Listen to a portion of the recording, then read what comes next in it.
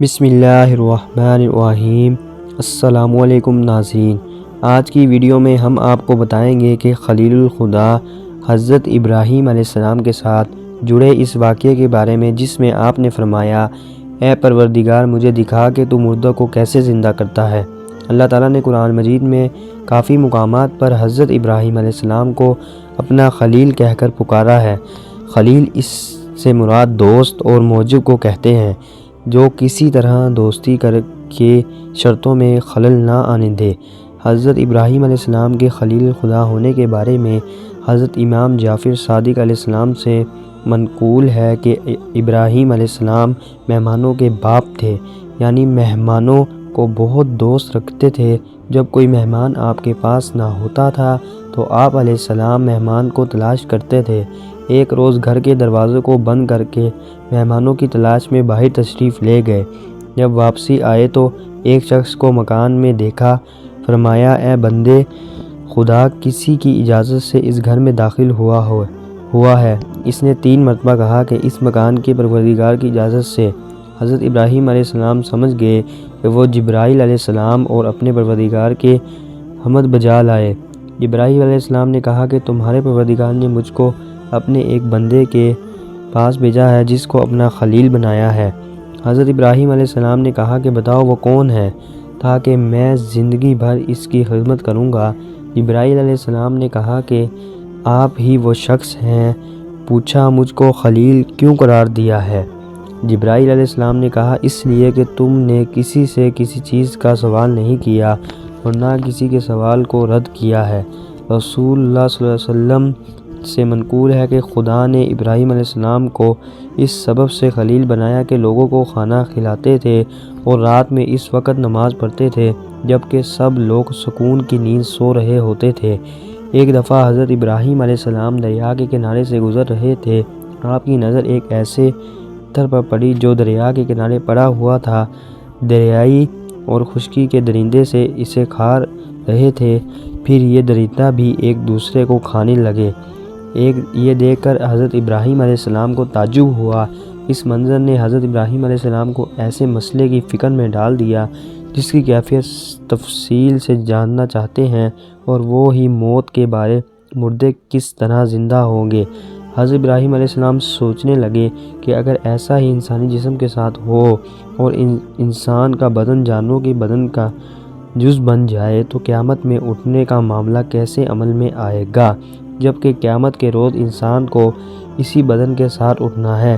حضرت ابراہیم علیہ السلام نے اللہ سے درخواست کی کہ اے میرے پروردگار، مجھے دکھا دے تو مردوں کو کیسے زندہ کرے گا۔ اللہ تعالیٰ نے فرمایا، کیا تم اس بات پر یقین نہیں رکھتے؟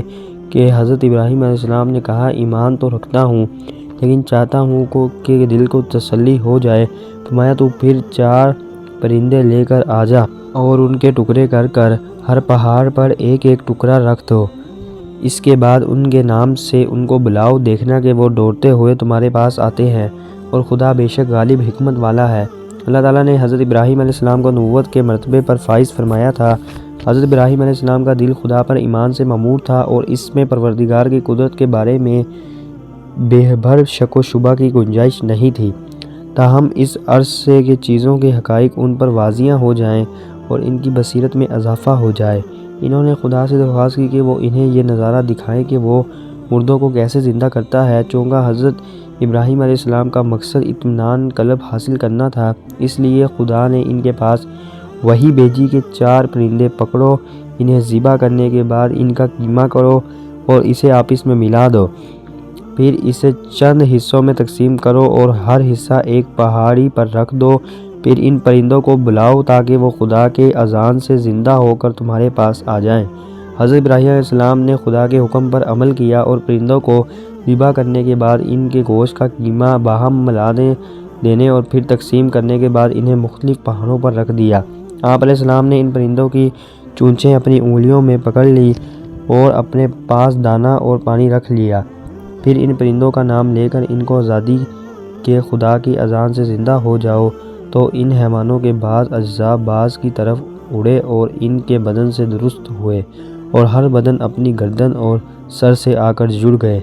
حضرت ابراہیم علیہ السلام نے ان کی چونچیں چھوڑ دی تو وہ پرندے اڑنے لگے، زمین پر بیٹھے اور اسے دانہ میں سے چنا اور پانی میں سے پیا اور کہا کہ اے پیغمبر خدا، آپ نے ہم کو زندہ کیا، خدا آپ کو زندہ رکھے۔